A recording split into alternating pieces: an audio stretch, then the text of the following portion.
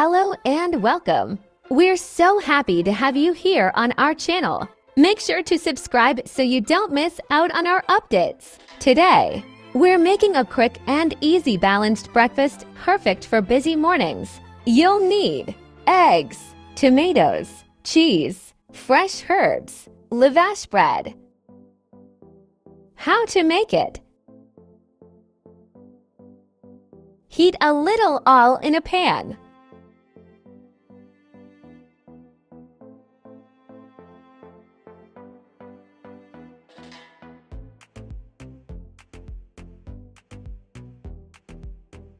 Beat 2 eggs and pour them into the pan just like you see in the video.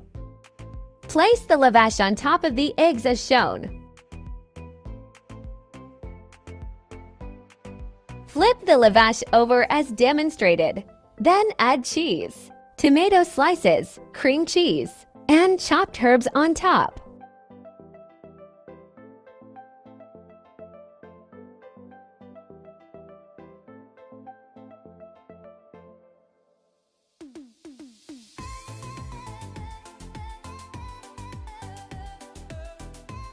Fold it up and cook both sides until golden and crisp.